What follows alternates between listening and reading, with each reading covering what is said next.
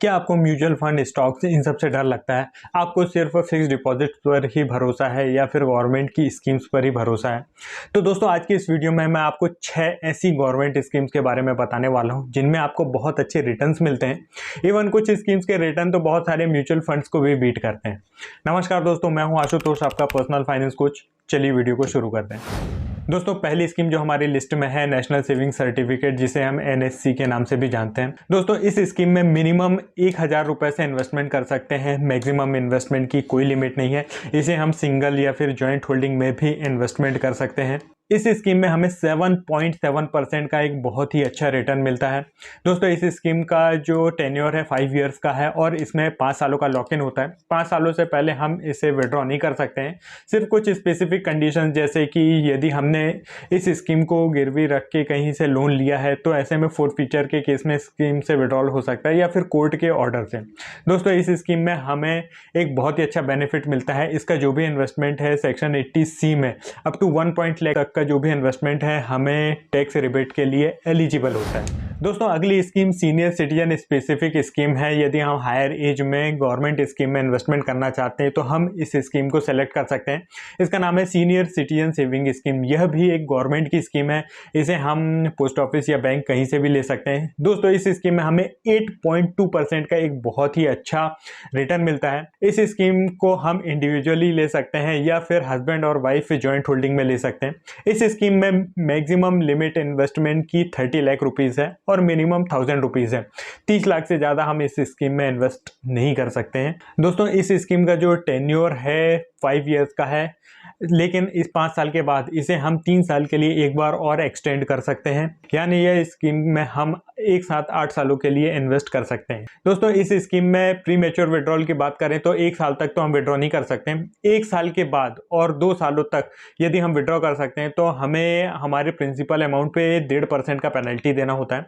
और यदि 2 साल से 5 साल के बीच विड्रॉ करते हैं तो फिर हमें 1% का पेनल्टी देना पड़ता है। इस स्कीम में हमें कोई भी टैक्स बेनिफिट नहीं मिलता है। यह सिर्फ हमारे हायर एज में एक इनकम जनरेट करने के लिए होती है, जिसमें हम एक लमसम पैसा इन्वेस्ट कर देते हैं और उसका जो भी इंटरेस्ट है हमें क्वार्टरली, मंथली या फिर हाफ ईयरली रिसीव होते रहता है। और जब इन स्कीम का टेन्योर खत्म हो जाता है तो हमारा जो भी इन्वेस्टमेंट किया हुआ अमाउंट है वो हमारे अकाउंट में वापस से रिसीव हो जाता है। दोस्तों, अगली जो स्कीम हमारी लिस्ट में है सुकन्या समृद्धि योजना।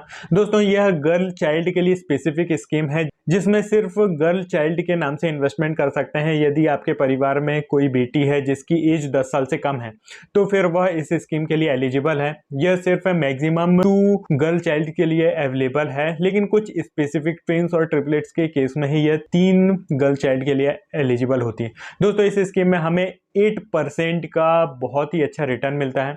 इस स्कीम में हम 250 रुपए से लेके 1.5 लाख रुपीस तक एनुअल इन्वेस्ट कर सकते हैं। नंबर ऑफ इन्वेस्टमेंट की कोई लिमिट नहीं है। आप कितने भी इंस्टॉलमेंट में 1.5 लाख रुपए तक इन्वेस्ट कर सकते हैं। इस स्कीम का टेन्योर 15 ईयर प्लस 6 ईयर्स है। मतलब मैक्सिमम आप 15 ईयर्स तक इन्वेस्टमेंट कर सकते हैं और उसके बाद 6 सालों का लॉक इन होता है। यानी यह इस स्कीम का जो टेन्योर है 21 सालों का है। लेकिन यदि जो गर्ल चाइल्ड है उसकी एज 18 क्रॉस हो गई है तो वह अपने हायर एजुकेशन के लिए अप टू 15% तक का अमाउंट विड्रॉ कर सकती है। और यदि 18 की एज के बाद बच्ची की शादी होती है तो वह शादी के 1 महीने पहले से 3 महीने बाद तक अपना जो अकाउंट है क्लोज करके अपना पूरा जो विड्रॉल कर सकती है।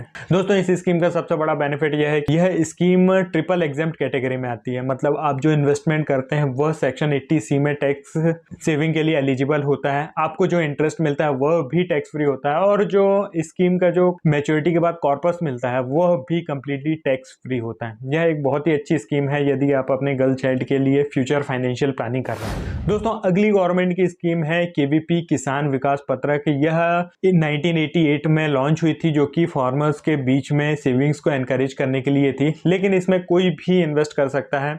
इस स्कीम में मिनिमम 1000 रुपीज से लेके मैक्सिमम इन्वेस्टमेंट की कोई भी लिमिट नहीं है। आप कितना भी इन्वेस्टमेंट कर सकते हैं 100 रुपीज के मल्टीपल में। दोस्तों, यह जो स्कीम है आपका जो इन्वेस्टमेंट अमाउंट है वह आपको डबल करके देती है। इस स्कीम का टेन्योर 9 साल 7 महीने या फिर 115 महीने है। मतलब आप जो भी अमाउंट इन्वेस्ट करेंगे 115 महीने के बाद आपको डबल होके मिलेगा। इस स्कीम में आपको 7.5% का रिटर्न मिलता है, जो कि एक बहुत ही अच्छा रिटर्न है। वैसे तो इस स्कीम का टेन्योर 9 साल 7 7 महीने है, लेकिन इसमें लॉक इन सिर्फ 2.5 सालों का है। 2.5 साल के बाद आप अपना जो भी पैसा इन्वेस्ट किया है उसे विड्रॉ कर सकते हैं। साथ ही साथ आपको इसमें लोन का भी ऑप्शन मिलता है, आप इसे गिरवी रख के लोन भी ले सकते हैं और इस स्कीम में हमें कोई भी टैक्स बेनिफिट नहीं मिलता है। दोस्तों अगली स्कीम जो हमारी लिस्ट में है वो है पीपीएफ, पब्लिक प्रोविडेंट फंड। चाहे आप एम्प्लॉय हो या फिर सेल्फ एम्प्लॉयड हो या फिर बिजनेस करते हो, कोई भी रेजिडेंट इंडियन इस स्कीम में इन्वेस्टमेंट कर सकता है। दोस्तों इस स्कीम में हमें 7.1% का एक बहुत ही अच्छा रिटर्न मिलता है। दोस्तों यह एक रिटायरमेंट ओरिएंटेड स्कीम है जिसमें 15 ईयर्स का लॉक इन होता है। इस स्कीम का जो टेन्योर है 15 फाइनेंशियल ईयर है, मतलब कि 15 से 16 सालों तक का इस स्कीम में इन्वेस्टमेंट होता है, जिसमें हम मिनिमम 500 रुपीज़ पर ईयर से लेके 1.5 लाख रुपए तक अमाउंट इन्वेस्ट कर सकते हैं। इस स्कीम का टेन्योर 15+ ईयर्स है, लेकिन हम इसे 5 ईयर्स के ब्लॉक में बढ़ा भी सकते हैं जितने सालों तक चाहें। दोस्तों इस स्कीम का सबसे बड़ा बेनिफिट यह है कि यह स्कीम ट्रिपल एग्जेम्प्ट कैटेगरी में आती है, मतलब कि इस स्कीम में हम जो भी इन्वेस्टमेंट करते हैं वह इनकम टैक्स के सेक्शन 80C में टैक्स सेविंग के लिए एलिजिबल है। इस स्कीम से हमें जो इंटरेस्ट मिल रहा है वह भी टैक्स फ्री है और साथ ही हमें जो मैच्योरिटी में कॉर्पस मिलेगा वह भी कंप्लीटली टैक्स फ्री होगा। यह एक बहुत अच्छी स्कीम है जिसमें इन्वेस्टमेंट करके हम अपने फ्यूचर लॉन्ग टर्म गोल्स की प्लानिंग कर सकते हैं, अपने रिटायरमेंट की प्लानिंग कर सकते हैं। दोस्तों अगली जो स्कीम है नेशनल पेंशन स्कीम, यह एक बहुत ही अच्छी स्कीम है यदि हम हमारे रिटायरमेंट की प्लानिंग करना चाहते हैं। तो इस स्कीम में हमें डेब्ट के साथ साथ इक्विटी कंपोनेंट का भी ऑप्शन मिलता है, जिसमें यदि हम एग्रेसिव लाइफ साइकिल को चूज करते हैं तो 10 to 15% तक के रिटर्न भी अचीव कर सकते हैं, जो कि बहुत सारे म्यूचुअल फंड्स भी अचीव नहीं कर पाते हैं। दूसरा, इस स्कीम में हमें बहुत सारे फंड मैनेजर्स के ऑप्शन मिलते हैं जिनमें हम किसी भी एक अच्छे फंड मैनेजर को चूज कर सकते हैं और इन बिटवीन स्विच भी कर सकते हैं। दोस्तों इस स्कीम में हमारी 60 की एज तक के लिए लॉक इन होता है, 60 साल से पहले हम इस स्कीम को क्लोज नहीं कर सकते, लेकिन इस स्कीम में हमें एक दूसरा अकाउंट का ऑप्शन मिलता है जिसे हम एज ए सेविंग अकाउंट या फिर म्यूचुअल फंड के जैसे ट्रीट कर सकते हैं, जिसमें हमें कोई लॉक इन नहीं होता है। दोस्तों यह एक बहुत ही लो कॉस्ट स्कीम है जिसमें हमें बहुत कम फीस में एक बहुत अच्छे फंड मैनेजमेंट का ऑप्शन मिलता है। यदि हम हमारे लॉन्ग टर्म गोल के रिटायरमेंट की प्लानिंग करना चाहते हैं तो एनपीएस हमारे रिटायरमेंट प्लानिंग का पार्ट होना ही चाहिए, और यदि हम सिर्फ नॉर्मल सेविंग करना चाहते हैं तो इसका जो सेविंग अकाउंट वाला जो ऑप्शन है हम उसका भी यूज़ कर सकते हैं।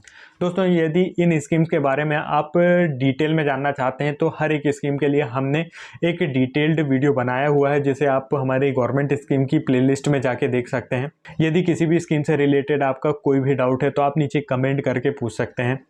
दोस्तों वीडियो अच्छा लगा तो इसे लाइक ज़रूर करें, चैनल को सब्सक्राइब करें। मिलते हैं नेक्स्ट वीडियो में, धन्यवाद।